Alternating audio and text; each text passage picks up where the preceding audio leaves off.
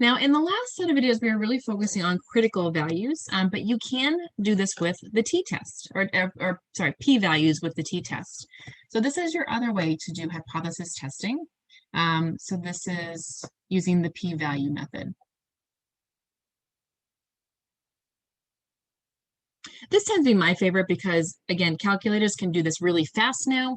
So as long as you do your setup, which you still have to do, then the calculator can find that test statistic and that, that p-value for you really quickly. So let's run through how to do a test here. And again, kind of recall, we haven't seen p-values in a little bit of time, so let's refresh that process. So you can also use p-values for a t-test for the mean. For instance, consider finding a p-value given that t equals 1.98. And maybe there's 15 degrees of freedom and you have a right tail test. So what you can do is you can use table 5 to determine what the p-value falls between. So I'll show you how to do that. But you can't determine the exact p-value with the table. So you can get in the ballpark, but you can't get the exact value, but you can with technology. So I'm going to show you both ways to do that. So a Department of Motor Vehicles office claims the mean wait time is less than 14 minutes. A random sample of 10 people has a mean wait time of 13 minutes and a standard deviation of 3.5 minutes.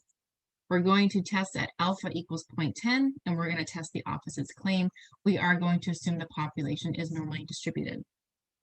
Now, I do have the steps here for how to run that test on the calculator, but before we even get there, we have to set it up. So we're going to start the same way as before. So my first thing is I am noticing that sigma is unknown here. So we are using a t-distribution. My sample size is quite small, it's only 10, but I am told the population is normal.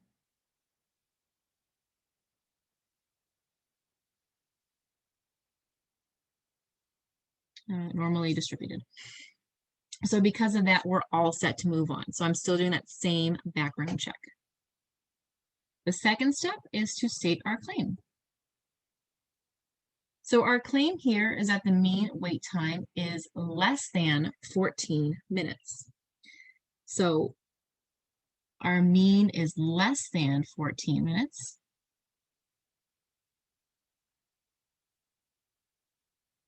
Now, 14 minutes, this is less than, so there's no equal sign, so it's definitely going to go down here to our alternative, hypothesis. And then our null hypothesis is going to be the opposite, so it's going to be greater than, but don't forget your null always has to have an equal sign with it as well. The third thing we typically note is our alpha here, so our alpha is 0.10. And the fourth thing is your degrees of freedom. Now, if you're using technology, you may not need this part, but I think it's still good to write it out anyway.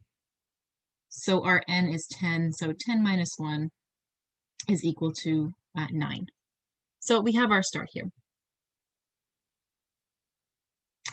All right, our next steps, 5 to 6, again, are going to be the same. So I still recommend drawing a picture here. I mean, I guess you don't have to do a picture if you can visualize this in your head, but I do always recommend it. I think it's just very helpful. So for 5 to 6, again, I'm going to draw that picture.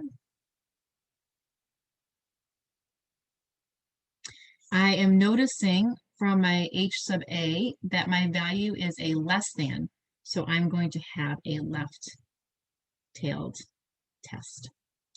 So I have some region over here.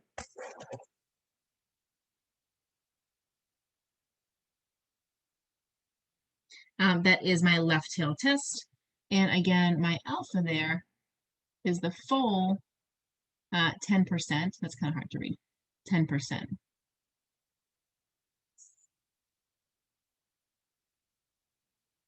Now that would be my critical value there if I wanted it. So if I wanted to go with the critical value method here, but I'm not going to go ahead and do that. I am going to go ahead and still find my test statistic though. And the formula does not change. So you can see that a lot of this is all very much the same. It just changes for a couple little steps. So let's see here. Our sample mean is 13. our mu is 14, our standard deviation is 3.5, and our n is the square root of 10. And I'm going to actually write this out.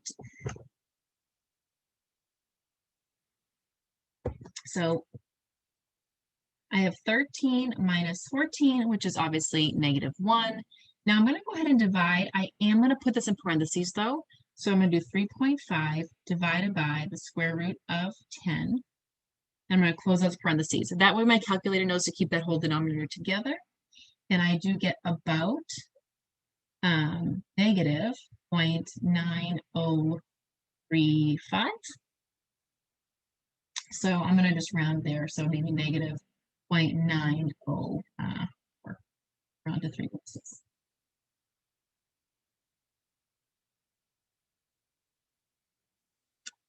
All right. Now at this point, this is where it's going to start to differ, right? Because at this point now, we're not looking for the critical value or the rejection region. We're really looking for the probability that this is going to occur. So for step 8 here, you want to find your p-value or your probability at this point. Okay. And this is your test using your test statistic, which is t equals negative 0.904. So how we're going to do that, I'm going to show you how to use it in the table, and I'm also going to show you the technology piece. So if you're going to table 5, I'm going to show you how to do that. So one thing I want to note for this particular problem, right, this is a one-tailed test. So I am keeping in mind that this is a negative one, like a left side one-tail test here for this case as I use my table. So let me do the table part first.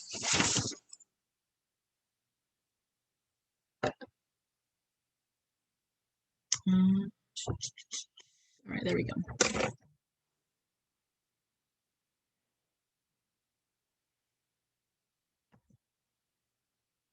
All right.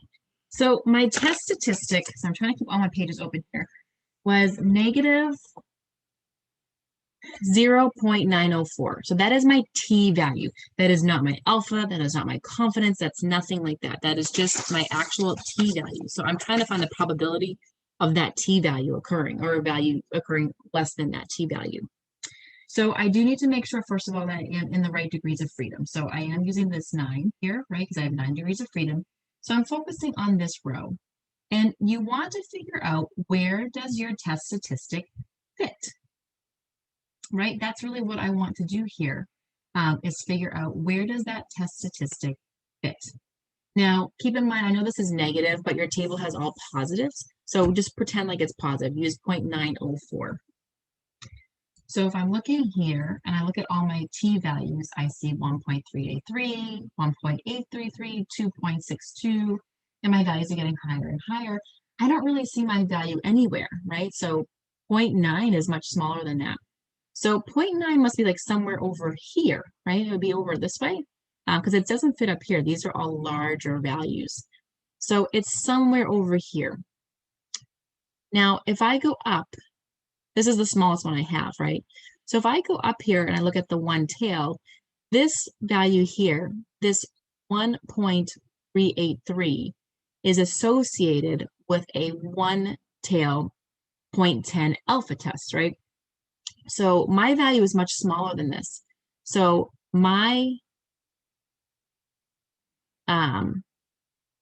alpha here, and 1 second so I can zoom in. So I'm trying to focus a little better. So what I was saying here, so our t value is like right here, right? It's like 0.9. It's not in this range. It's below this range. So if I scroll up and I'm looking at the one tail section here, I notice my alphas are getting smaller as I go further to the right, right? So this is 0.005, 0.01, 0.025, 0.05, 0.10. So if my t value is somewhere over here, the alpha must be more than 0.10. Well, that alpha represents a probability. So we're saying here that the probability then has to be greater than 0.10. It doesn't fit any of these smaller values.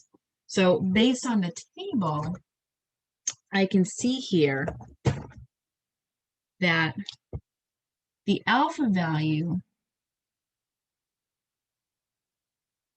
associated with t equals 0.904 must be greater than 0.10. That's the best I can do from the table. So the best I can do from the table is kind of get in the ballpark. Now, if you're using your calculator, though, we can get an exact answer. So I'm going to show you how to do that. So for your calculator, what you're going to do is you're going to press stat, then you're going to press test. So stat, I go over here to test. And then in this case, you just want to be careful. We're doing T stuff, so we want a T test. So right there, I see T test.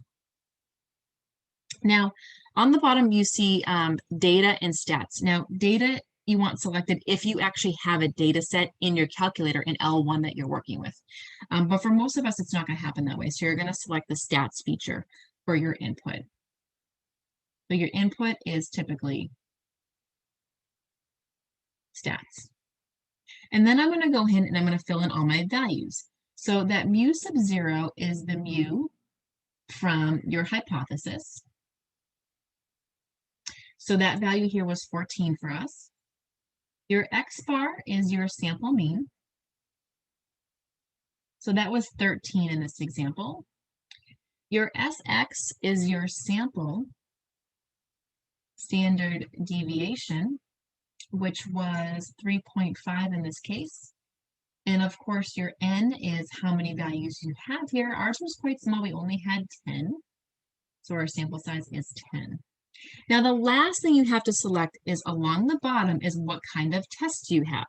Is it a not equals, a less than, or a greater than? So that comes from your alternative. Sorry, getting text messages on my phone. So I apologize for that. Sorry, I'm off track now. So that comes from your alternative hypothesis here, right? Because we're basically doing a left-tailed test. So you're going to select the left one, and you should see a picture that matches, right? So the nice thing with the app is it does do that picture automatically for you. So if you did the right one, you can see that it doesn't match the picture we drew. If you use the two-tailed, again, it doesn't match that picture we drew here. So I want the one that's associated with the alternative hypothesis here. And I see that nice left-tailed test. So I do want to make sure that's selected. Now, once you have that, then what you get here is you get a t-value. And hopefully you're recognizing that we already had this value, right? We already did that step, so you can skip that step. And you get an exact p-value. So right here we get about 1949. So this piece here is actually really great if you're using technology. It covers both steps 7 and 8. Now, there are other technologies too. So if you're not using the calculator, you know, you can try using Excel or something different instead, and that's absolutely fine. So if you are struggling because you can't find a technology that works for you, let me know. But you can also just use the table. So I'm okay as well. If you are using that table, then you should at least be able to get in the ballpark and still answer the questions for the homework and then also for the project. So on our second project, we are using that p-value method. So hopefully you're using your calculator, but if you're not, you can still go in and use that table if you need to, and it will help you kind of get narrowed in onto a specific alpha, kind of give you that range for what your p-value is going to be. Now, once I have my p-value, this is a good review here, right? You have to think about, well, how do we actually decide, right? So if our p-value was less than or equal to alpha, we reject the null. And if our p-value was greater than alpha, then we fail to reject the null. And again, we haven't seen this in a couple of videos now, but that was the process that we did before. So it's the same thing. I'm just using a t-test instead of a z-test this time to get that p-value. So in this specific example, our p-value is 0.1949, which is definitely greater than alpha. Our alpha was 0.10. So we are going to fail to reject the null hypothesis in this case. Now, even if you weren't using your calculator, let's say you were using the table, you can still answer this because I know that from the table, our t-value had to have been greater than 0.10, right? Because it was off the chart, and the chart starts at 0.10, so it had to be something bigger. So even if I don't have the exact value, I can still use the table to help me decide if that value is bigger or smaller than my given alpha. Okay, so our last step here, I'm kind of just, I guess, making my own steps at this point. But our last step here is to state the answer. So we're going to fail to reject the null hypothesis. So we are going to basically keep, right, the null hypothesis. So at this point, this seems fine, and I can't support the claim, right? Because as of right now, we're going to keep this. We're saying, hey, this looks pretty good for right now. So there is not enough evidence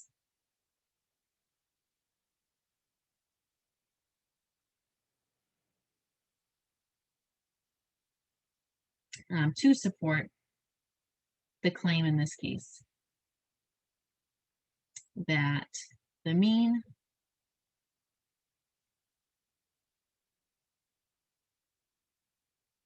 is less than 14.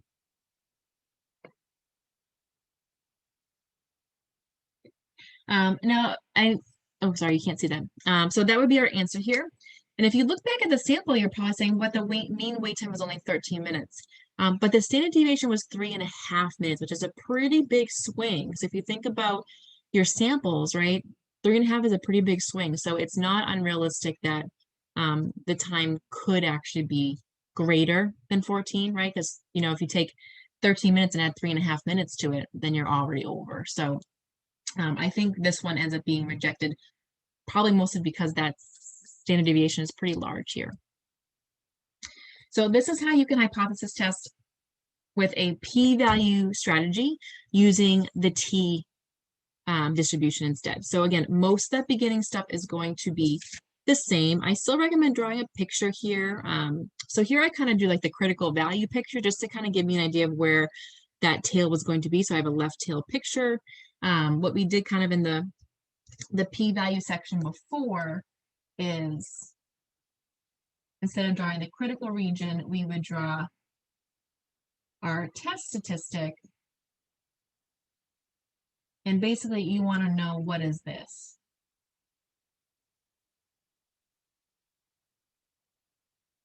So that's really what we're looking for. We're trying to compare what that area is to the original area. And if that area is bigger than the original area, then the probability seems very likely. If that area is smaller than the original 10% area, then we end up rejecting that null hypothesis. So that's really what ends up happening there.